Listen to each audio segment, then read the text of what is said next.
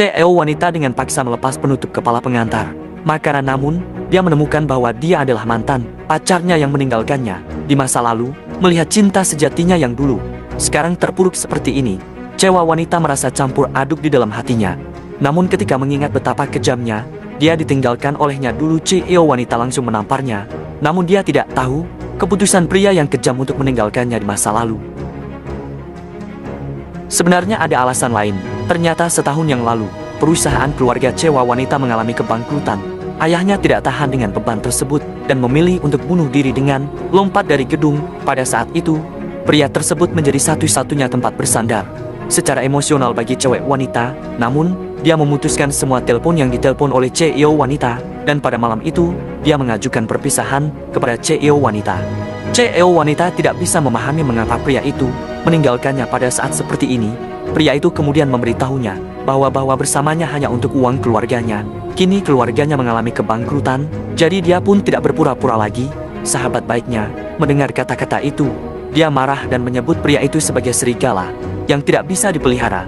Wanita itu juga tidak percaya pria itu adalah orang yang bergantung pada wanita. Tapi dia justru ditendang pergi oleh pria itu. Segera setelah itu, dia berpaling dengan hati yang keras dan pergi. Sedangkan pria yang berbalik itu langsung menangis. Ternyata tujuan dia melakukan itu adalah untuk tidak memberatkan cewek wanita itu. Hanya karena saat itu dia sudah didiagnosis mengidap kanker. Namun demi menyelamatkan perusahaan kekasihnya, dia dengan sukarela mendonorkan ginjalnya untuk mendapatkan investasi dari investor. Pria ini pun menjadi malaikat untuk perusahaan kekasihnya. Tak lama setelah itu, dengan suntikan dana sebesar 1 miliar, perusahaan kekasihnya tidak hanya berhasil melewati masa sulit, tapi juga melesat menjadi pemimpin di industri ini. Namun kondisi pria itu semakin memburuk. Sel kanker telah menyebar ke seluruh tubuhnya. Dokter memberitahunya, jika tidak ada kasus minum berlebihan, hidupnya hanya tersisa 1 bulan lagi dagingnya. Pria itu memikirkan bahwa dia segera akan mati.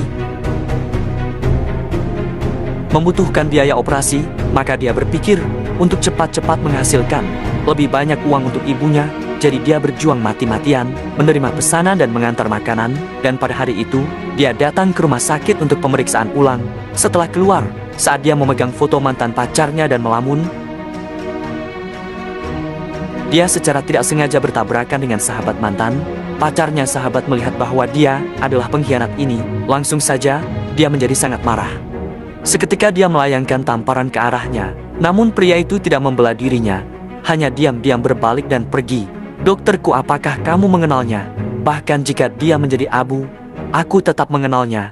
Jika bukan karena dia bersikeras untuk meninggalkan Mohan saat itu, bagaimana Mohan bisa mengalami begitu banyak penderitaan? Dia juga orang yang malang. Kanker stadium akhir, tidak akan hidup lama. Apa dia pantas mendapatkan balasan? Dia didiagnosis kanker stadium awal setahun yang lalu. Seharusnya ada kesempatan untuk diobati. Itu karena menyumbangkan ginjal mengakibatkan kehilangan kesempatan terbaik untuk pengobatan. Setahun yang lalu, menyumbangkan ginjal. Apa sebenarnya yang terjadi? Sementara itu, pria itu datang ke hotel untuk mengantar makanan. Kebetulan, itu adalah kue yang dipesan untuk reuni teman sekelas. Dan CEO wanita juga ada di antara mereka.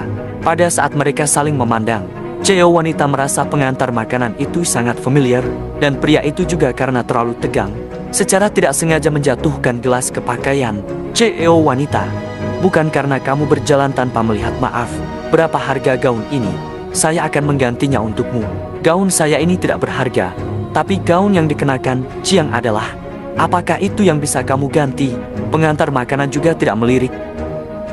Sekalipun yang dikenakan oleh Jing adalah buatan khusus, bahkan jika kamu dijual, tidak akan cukup untuk menggantinya. Nona ini, tolong beri saya sedikit waktu. Saya akan mengumpulkan uang untuk mengganti gaunmu. Semua yang kamu miliki itu tidak sebanding dengan satu anting-anting milik Jiang, apalagi gaun. Lebih baik lapor polisi, kirim ke kantor polisi. Dia pasti akan jujur. Tidak bisa, saya tidak bisa pergi ke kantor polisi. Lupakan saja, jangan membuatnya kesulitan. Silakan pergi. Terima kasih.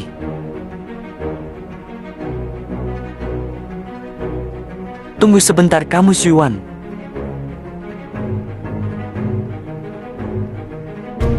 Lepaskan masker. Saya memintamu untuk melepas masker.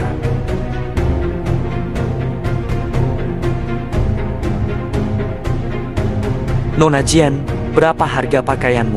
Saya akan menggantinya untukmu. Ganti rugi dengan keadaan keuanganmu saat ini. Apa yang bisa kamu gunakan untuk mengganti rugi? Xuan, seandainya saat itu kamu tidak meninggalkan Mohan sekarang, Jian Core setengah dari itu milikmu. Tidak akan sampai seperti itu.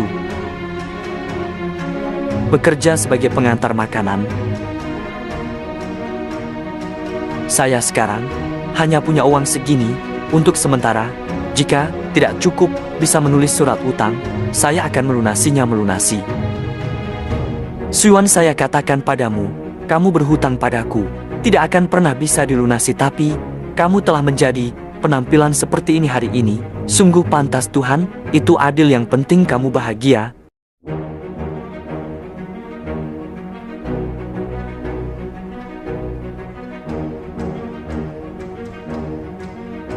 Kenapa kamu masih menyimpan foto ini?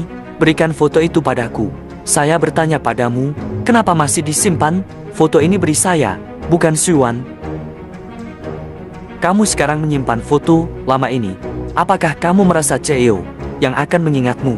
Saya pikir dia memang sudah terhitung baik. Dengan sengaja di depan Mohan, berlakon seolah-olah menyedihkan. Jika tidak, kenapa begitu? Kebetulan tepat waktu menerima pesanan. Kami ingin boleh foto dan dompet. Hari ini kamu hanya bisa memilih satu. Nona Jeng, saya hanya seorang pekerja. Untuk apa menyusahkan saya? Saya membiarkanmu memilih. Jika kamu memilih hari ini, apa yang ada di pikiranku, saya akan memaafkanmu. Sudah berlalu setahun, masih belum melupakan saya. Saya memilih dompet. Bagaimana bisa ada orang yang sebodoh ini? Malah memilih dompet, memilih foto. Mungkin Mohan masih akan lembut hati, tidak tahu cara menghargai kesempatan. Benar-benar bodoh sekali, karena kamu begitu menyukai uang, kenapa masih memasukkan foto saya ke dalamnya? Foto sangat penting bagiku.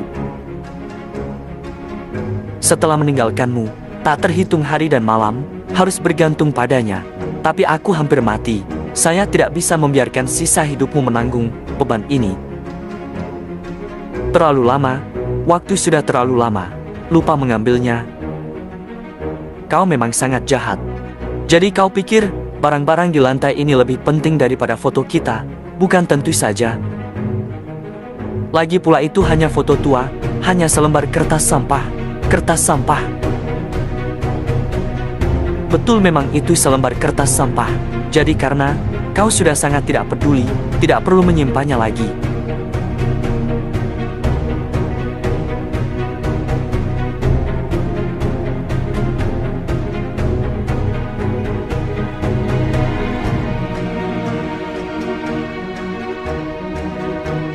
Nona Jeng sudah meluapkan semua. Saya bisa pergi sekarang kan? Berhenti, apakah saya mengizinkanmu pergi? Kau ingin bagaimana? Gaun ini 500.000 tanpa makan dan minum. Kerja 3 tahun untuk membayarnya. Hari ini asalkan kau bilang menyesal telah meninggalkanku dahulu. Aku tidak perlu kau bayar. Aku sudah berbuat begitu. Keterlaluan. Apakah kau masih peduli tentang ini? Aku menyesal. Sangat menyesal. Jika tahu perusahaan yang akan hidup kembali di tanganmu, jika bisa bangkit dari mati dulu, seharusnya aku tidak pergi darimu, Nona, yang di sampingmu.